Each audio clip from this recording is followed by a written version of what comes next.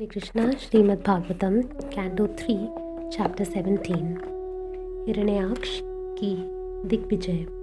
श्री मैत्रेय ने कहा, विष्णु से उत्पन्न ब्रह्मा ने जब अंधकार का कारण कह सुनाया तो स्वर्गलोक के निवासी देवता समस्त भय से मुक्त हो गए। इस प्रकार वे सभी अपने अपने लोकों को वापस चले गए। साध्वी दिति अपने गर्भ में स्थित संतानों से देवों के प्रति उपद्रव किए जाने के लिए अत्यधिक शंकालु थी और उसके पति ने भी यही भविष्यवाणी की थी। अतः उसने 100 वर्ष के गर्भ काल के पश्चात जुड़वा पुत्रों को जन्म दिया। दोनों असुरों के जन्म के समय स्वर्गलोक, पृथ्वीलोक तथा इन दोनों के मध्य के लोकों में अनेक प्राकृतिक उपद्रव हुए जो अत्यंत भयावह एवं विस्मयपूर्ण थे। पृथ्वी पर पर्वत कांपने लगे और ऐसा प्रतीत होने लगा मानो सर्वत्र अग्नि ही अग्नि हो। उल्काओं, पुच्छल तारों तथा व्रजों के साथ साथ शनि जैसे अनेक अशुभ ग्रह दिखाई देने लगे। बारंबार साए साए करती तथा विशाल वृक्षों को उखाड़ती हुई अत्यंत दुस्सह स्पर्शी हवाएं बहने लगी। उस समय अंधड़ उनकी सेनाएं और धूल के मेघ उनकी ध्वजाएं लग रही थीं।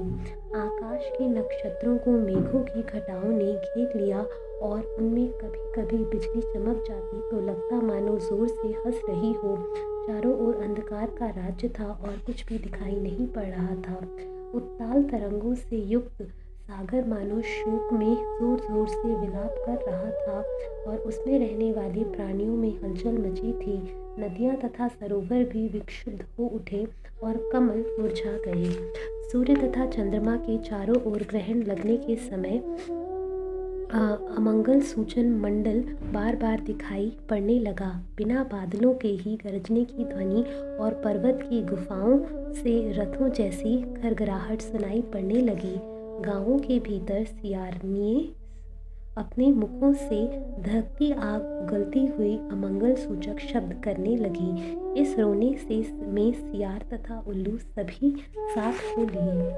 जहाँ जहाँ कुत्ते अपनी गर्दन ऊपर उठा उठाकर शब्द करने लगे मानो कभी वे गा रहे हों और कभी विलाप कर रहे हों।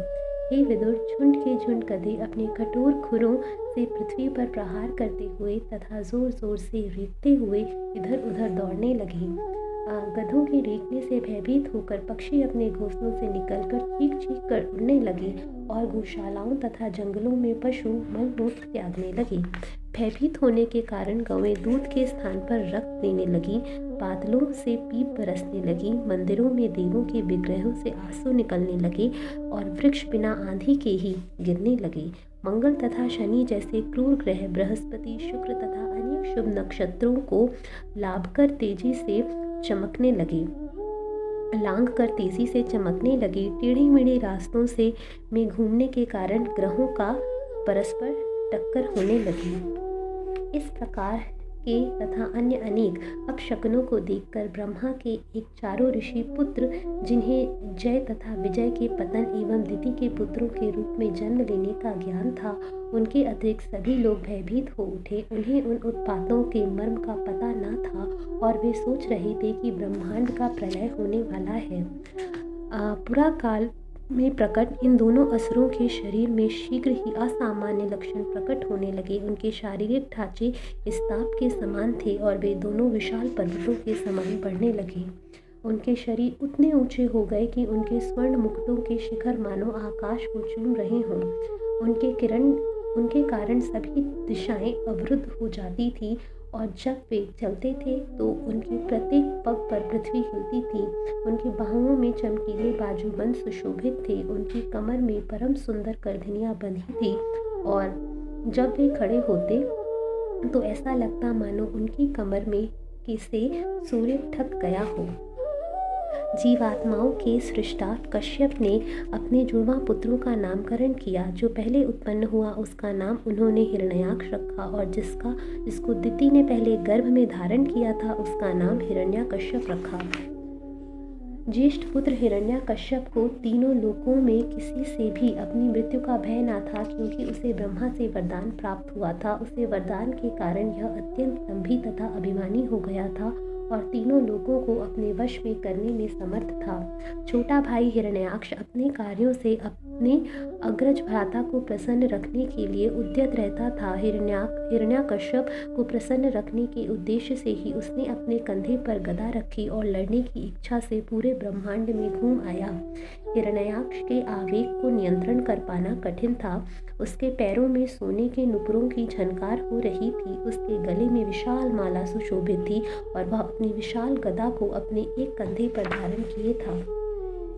उसके मनोबल शारीरिक बल तथा ब्रह्मा द्वारा प्राप्त वरदान ने उसे दंभी बना दिया था। उसे ना तो किसी से अपनी मृत्यु का भय था और ना उस पर किसी का अंकुश था, अतः देवता उसे देखकर ही भयभीत हो उठते थे और अपने को उसी प्रकार छिपा लेते जिस तरह गरुड़ के भय से सर्प छिप जाते हैं।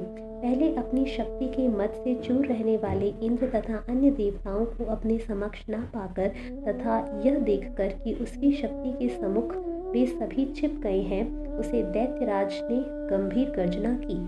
स्वर्गलोक से लौटने के बाद मतवाले हाथी के समान उस महाबली असुर ने भयानक गर्जना करते हुए गहरे समुद्र में क्रीड़ावश डुबकी लगाई। समुद्र में उसके प्रवेश करते ही वरुण ने सैनिक समस्त जलचर प्राणी डर गए और बहुत दूर भाग गए। इस प्रकार बिना वार किए ही हिरण्याक्ष ने अपनी थाक जमा ली। हे विदुर, वह महाबली हिरण्याक्ष अनेकानेक वर्षों तक समुद्र में घूमता हुआ वायु में दोलायमान उत्ताल तरंगों पर अपनी लोहे की गदा से बारंबार प्रहार करता हुआ वरुण की राजधानी विभावरी में जा पहुंचा। विभावरी वरुण की पुरी है और वरुण समस्त जलचरों का स्वामी तथा ब्रह्मांड के अंदर क्षेत्रों का रक्षक है, जहाँ सामान्य रूप से असुर वास करते हैं। वहाँ पहुंचकर हिरण्याक्ष नीच पुरुष के समान वरुण के चरणों पर गिर पड़ा और उसकी हंसी उड़ाने के लिए उसने मुस्कुराते हुए कहा, हे परमेश्वर, मुझे युद्ध की भिक्षा दीजिए। आप समस्त गोलोक के रक्षक तथा अत्यंत कीर्तिवान शासक हैं। आपने अहंकारी तथा मोहग्रस्त वीरों के दर्प को दल कर तथा इस संसार के सभी दैत्यों तथा दानवों को जीत कर भगवान के हेतु एक बार राजसूय यज्ञ संपन्न किया था।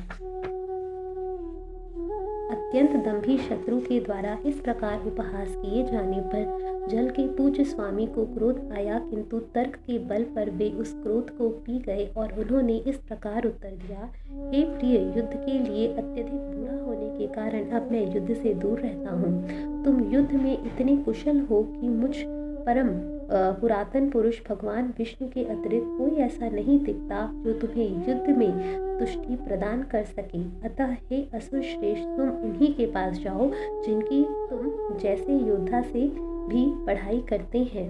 वरुण ने आगे कहा, उनके पास पहुंचते ही तुम्हारा सारा अभिमान दूर हो जाएगा और तुम युद्ध भूमि में कुत्तों से घिरकर चिर निद्रा में सो जाओगे। तुम जैसे दुष्टों को मार भगाने तथा सत्पुरुषों पर अपनी कृपा प्रदर्शित करने के लिए ही वे वाराह जैसे विविध रूपों में अवतरित होते हैं।